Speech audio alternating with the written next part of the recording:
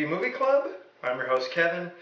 This week we'll be discussing the 1978 horror classic, The Manitou, starring, of all people, Tony Curtis. For those of you joining us the first time, each week on the B Movie Club, we'll talk about a certain guilty pleasure, forgotten classic of the 70s, 80s, 90s, and today. We'll post it on our page on Facebook, the original B Movie Club. Then you can send me your favorite scenes, favorite quotes, anything else you want to get off your chest. Feel free to like our page. Also go onto our page on YouTube, Kevin D, which is me, of course. Subscribe, it's totally free. And of course, if you want to reach me more immediately, you can reach me on Twitter at KD9575. Don't forget to spread the word, won't you? The Manitou in this movie.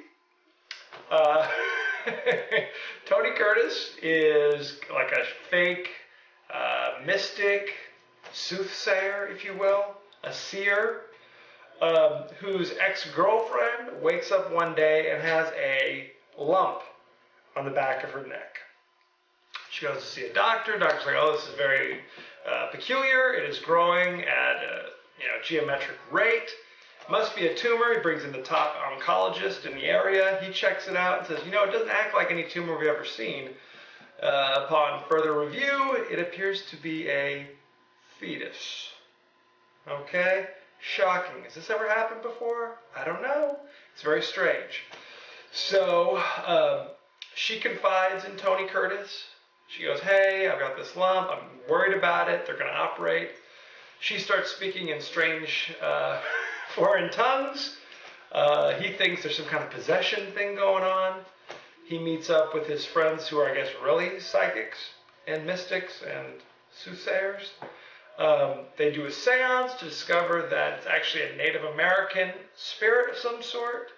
So they go and track down the eminent Native American scholar, played by Burgess Meredith.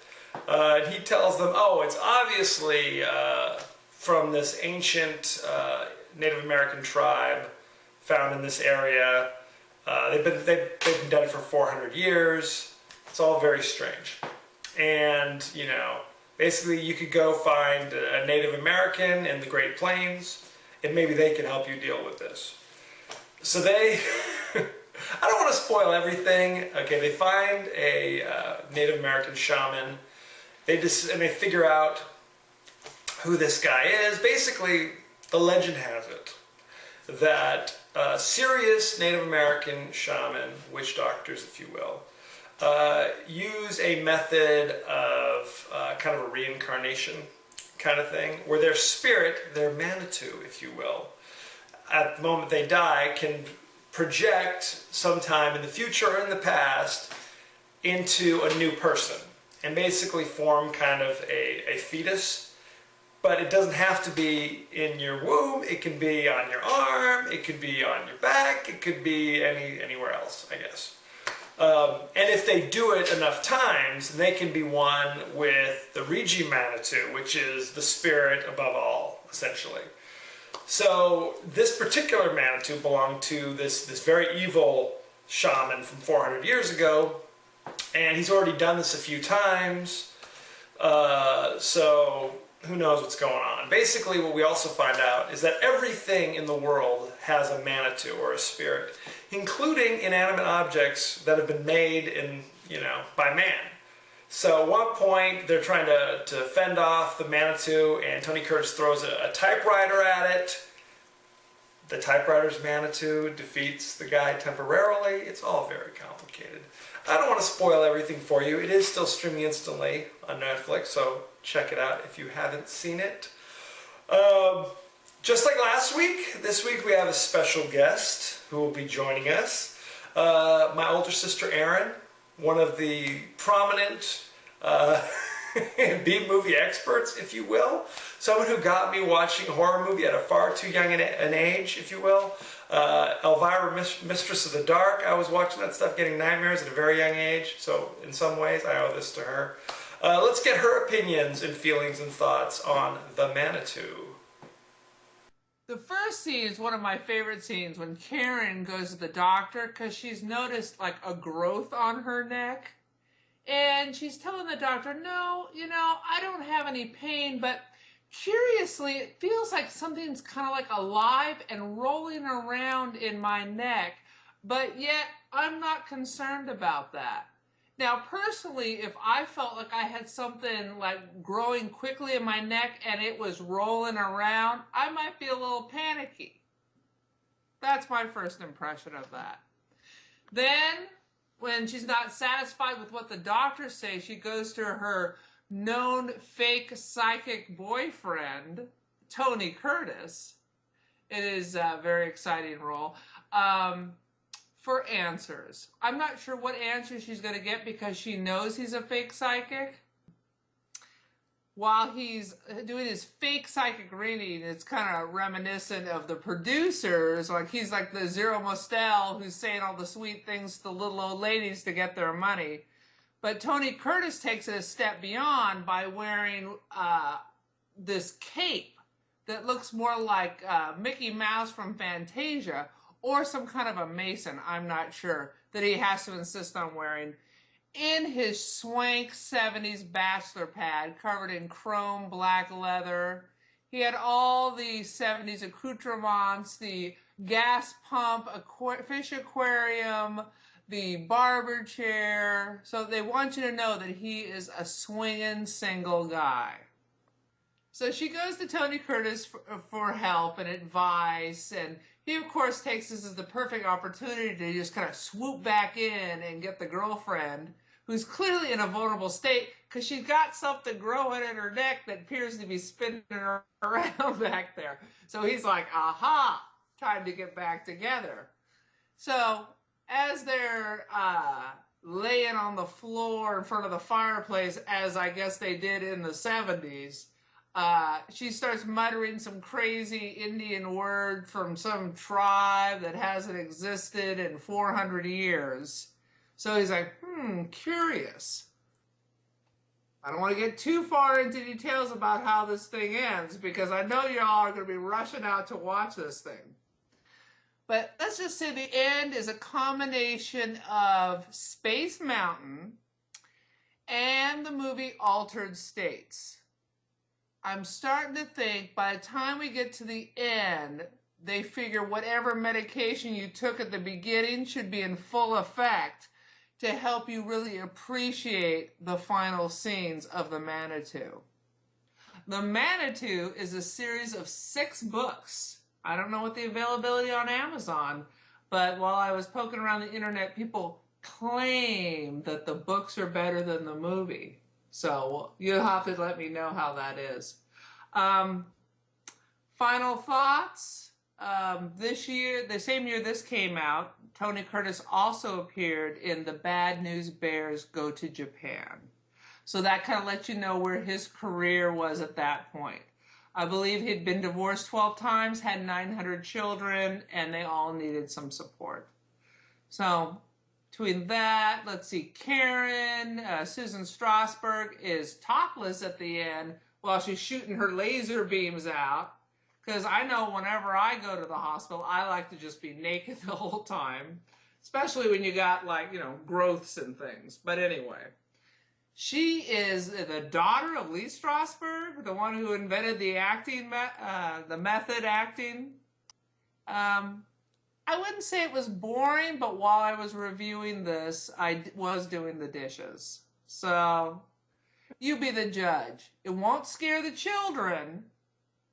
The story does move along. Most of the special effects are not that out of whack.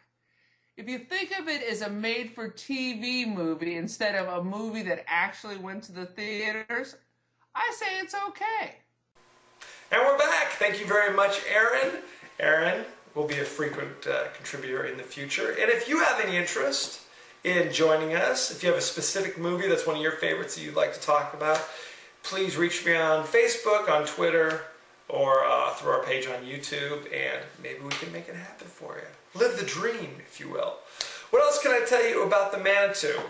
The writer-director of this movie, who also had done such classics as Grizzly, if you remember that one. After making this movie, he died tragically at the age of 30 in a helicopter accident. So there was no Manitou 2? Manitou 2? I don't know. Manitou the sequel? I don't know what you'd call it. Manitou Reborn? Hey, let's work together. Anyway, that's very, very sad. What else can I tell you about this movie? When this movie premiered in South Africa in 1978, the invitations for the premiere were printed on vomit bags. I don't know why that would be. This movie is very tame as far as horror movies go. Really isn't a whole lot of, too gruesome. You see when the guy that's finally reincarnated crawls out of the back, he's basically a slimy little dwarf-like creature. I don't know if that's just how he looked in life, and that's why he was so angry. Earlier they said that by doing x-rays upon him, because they wanted to get x-rays of this growth, that maybe that hurt him. It's hard to explain. The end of the movie seems very much like an old episode of Battlestar Galactica. There's a lot of laser beams and explosions and stars. I don't know, whatever. It's that kind of movie, okay? They just kind of mixed and matched certain things. Why was Tony Curtis in this? I can't answer that either. It seems like stars of the 50s and 60s. By the 70s, were like, you know what, I gotta pay the rent too. Any script will do. I mean, I'm Ray Milland. I'll be in The Thing with Two Heads. I'm Charlton Heston. You can count on me for Omega Man. I'm Tony Curtis. Manitou, where do I sign? Is basically the sad story of it all. Burgess Meredith was also in this, as I said earlier.